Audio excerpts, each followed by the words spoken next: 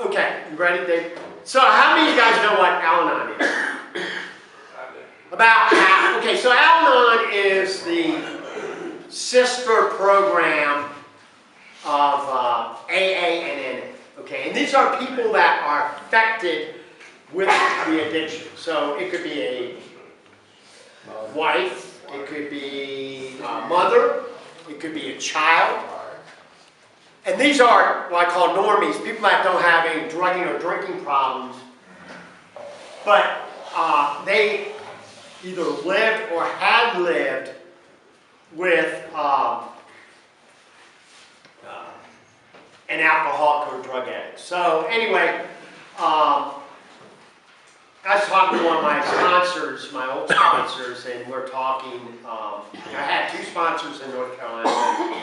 Larry, I've had him for many years. But anyway, so long story short, we're talking about the program. He said, Brent, you should go to Anon. You really get a different perspective of this disease.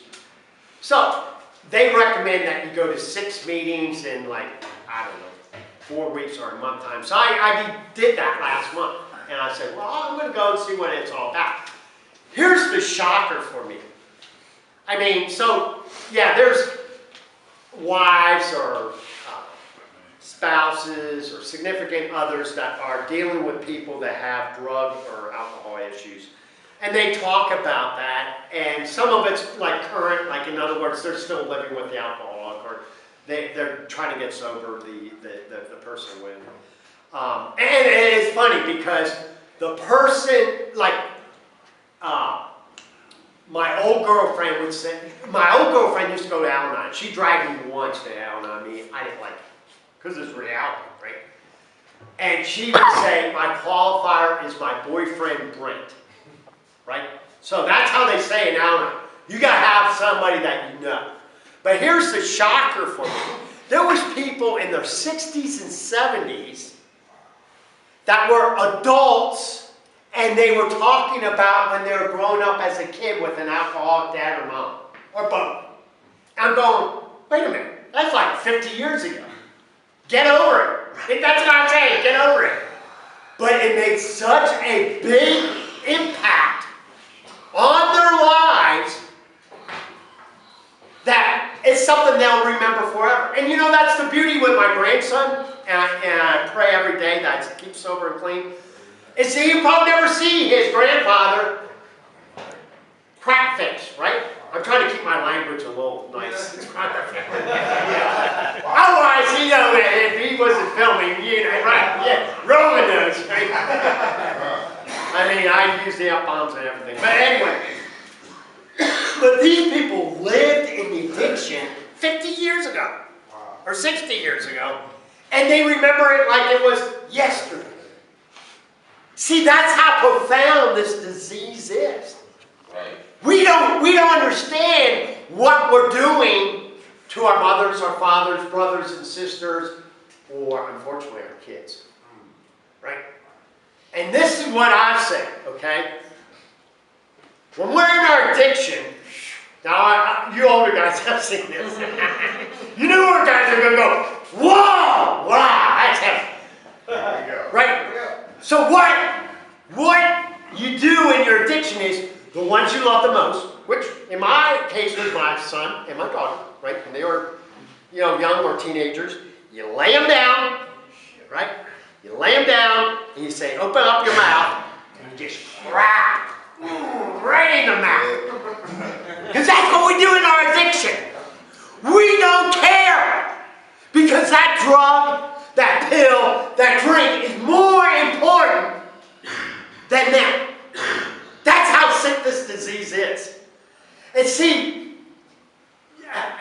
back when my kids were growing up, I don't know if you remember those big camcorders with the VCR tape in it, right? And so my wife, who could barely hold it, my first wife, would film it.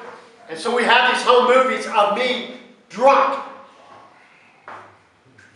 And I watch them and I go, no wonder why. No wonder why my kids were so angry at me. And I look at that film and I go, I don't ever want to either try to erase it or we minimize it. By erasing, it's like it never happened, right? That crap didn't happen. Minimize says, oh, it wasn't that bad. I give you a story of a guy, this is a true story. I go, hey, we pulled something up, we pull everything up, your criminal background. I pulled up this big felony charge that he had in Los Angeles. Oh, it's nothing, I just hit a car. That's what he told, oh, I just hit a car. So I asked his brother, what went on? Well, if he hit a car, obviously he's drunk or high. He goes, oh no, Brent, it was more than that. He goes, he was driving 70, 80 miles an hour, drunk as anything, 3 sheets to the wind. He was hitting parked cars, several parked, not like one, many different parked cars, right? Just glancing, hitting. And then they had the helicopter, right? Kind of like the O.J. Simpson thing, if you guys remember. Following this knucklehead, right? And finally he smashed into his one car and the car couldn't go anymore. But to him it was just a small crash. He had police chasing him, had the helicopter cops. But that's what we do, we minimize. Because why do we want to minimize? Because we're ashamed. Right? So whenever I get the thought, my first 2 years, get the thought of drinking, I would show that whole movie. I go, do I want to be that asshole anymore? Or that butthead? No! No! So, now here's what's great about technology today. Anybody can take you a video. So when you're really screwed up, high, drunk, whatever it may be, have your buddy film you. Alright? And when it's done, have them send the film to you. It'll all look stupid. Do you want to return back to that? That's an easy way to keep something, because that's real. Nobody can change that video. You can erase it, of course. And I have people that do that. They erase their videos because they go, oh, I'm looking into the future. No. Because it's the disease of forgetfulness, and if we don't remember where the heck we came from and what we're doing, we're going to repeat it over and over and over again. So have that. If any of you guys relax, say to your friend and buddy, videotape it. And then watch that videotape and you go, that ain't me. Another thing, I told my daughter, this is, I guess, 7 or 8 years clean and sober. I said, Amanda, I always thought I was a happy-go-lucky drunk, right? That was my facade picture of myself. You know what she said? Dad, you were the meanest drunk that I ever saw. The meanest. So who's right? Was my daughter right or am I right? She was. Darn right, because I had a different mentality, a different vision of what I was. Do I want to ever go back to that? No, and that's why I'm sober 12 years. I'm just telling you, these are the keys, guys. Remember where you came from. Remember where you came from, and you won't repeat it. You won't repeat it. So that was Anon. I just thought it was very, very interesting. Terrific stories about their spouses, or kids. That's another one, is parents with kids. The other thing I had the opportunity to do over the last couple months is treatment centers. Okay, I had talked a little bit about the treatment centers, and one of them was 1 month, and then the other one was up to 6 weeks. So it's either 1 month or 6 weeks. You know what the cost of a treatment center is? 30 grand. 30 grand, right? We have one guy who went to, you ever heard of Passages in California, Malibu? Mm-hmm. Yeah. Right? That was $85,000. That's a month. Yeah. Okay? So anyway, I visit these treatment centers, and I'm a nuts and bolts guy. I mean, my degree is computer science engineering, so I always try to figure out what they have, right? So I talk to these treatment centers, and I go, Okay, so they have a therapist. We got the therapist. They have capability of get with a psychiatrist, which we do. They have AA and NA, which we do. And then I go, well, do you, and some of them do yoga, some don't. But then I go, do you have cognitive stuff? And they go, a little bit. But our cognitive is really, really good. We'll be doing it next month, Owner of the Brain. So I put ours ahead of theirs. Then I go, do you do relationship stuff? No, not really. And so we got a group called Anthem. Okay, and this is part of our 6-month program. Do you have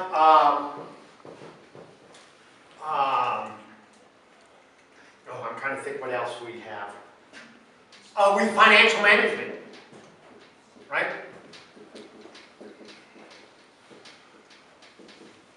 Anger management. Court system. What else? Court system. Court, yes, court. You have integration in society as far as work goes. Yes. Yes, job. And here's the other thing is you're 6 months here, and you're a good worker, use me as a reference or renting. And we've had many, many guys that call us and say, okay, this guy was a truck driver, or he was a store manager, or he was whatever. So the thing is what I found out is we offer a lot more than these treatment centers. Now, how much are we charging, Rick? Zero. $0, right? So when I hear guys say, oh, I don't get paid, right? I mean, give you a little gratuity or whatever. I don't get paid. I'll invoice you. I'll invoice you $30,000 a month, right? I mean, because that's what you're getting. There's nobody like this. One of the things I do when I travel is I visit other shelters, right? And I tell them what we're doing on recovery, and they're going, wow. I said, we don't model, Souls Harbor's program, we don't model it after other shelters. We model it after treatment centers. So whatever the treatment center is doing, we're going to be adding to it. We'll be adding in a couple months a physical training type thing. So we do the physical with yoga. We're going to do, Ron Campbell is going to do some physical training. So we do the whole package right now. And we don't charge you guys anything. And that's why we're always full. It's because we're recognized at the VA, the court systems, the prison systems, NA, AA groups, CR.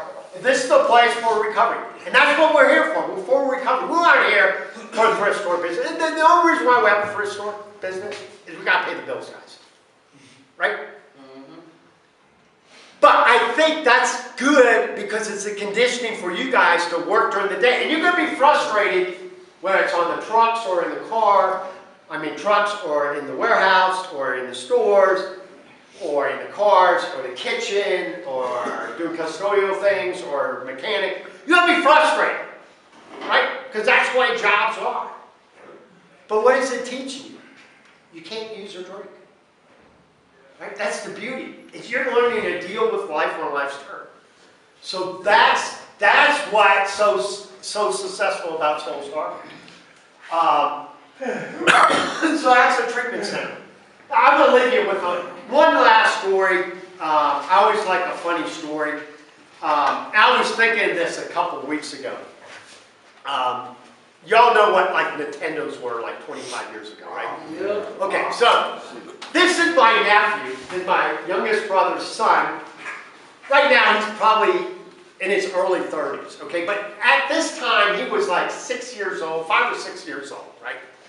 And so he had this Nintendo set with the 4 controllers and the power cord and all these cables, right? Nothing was wireless back then, right? Back in the 80s. So he has all these cables in a knot and stuff, and he gets really frustrated, right? And my brother has that kind of temper. Me, on the other hand, I'm cool, collected, right? runs in the family. So anyway, he gets all ticked off. He's 5 years old, and you know what he does? He gets a scissors and starts cutting through it. All the wire. Right? So it's like, boom. So now he can't use his Nintendo. I said to my brother, I said, what did you do for punishment? He goes, well, anytime Tyler got in trouble later on, we just say, go to your room and play Nintendo. Right? So now you say, what does that have to do with recovery? What does that have to, here's what it has to do with recovery. Because we have this botched up life and we're trying to stay sober and clean and we're looking for a temporary fix. Temporary fix in Tyler's case was scissors. Our temporary fix is drugs, heroin, grass, drink, whatever. And what does it do? It's like, it screws everything up. Right? It's a great eraser. Right? And that's what we do. Because we want that temporary relief. We want to go, screw it, and get out the scissors and cut the cables out. Or start using drinking, and then that physical craving goes in, and we screw up our mental obsession because now the mental obsession is like really hot. Anyway, that concludes the town hall. I'll see you guys a week from Wednesday at the Big Town.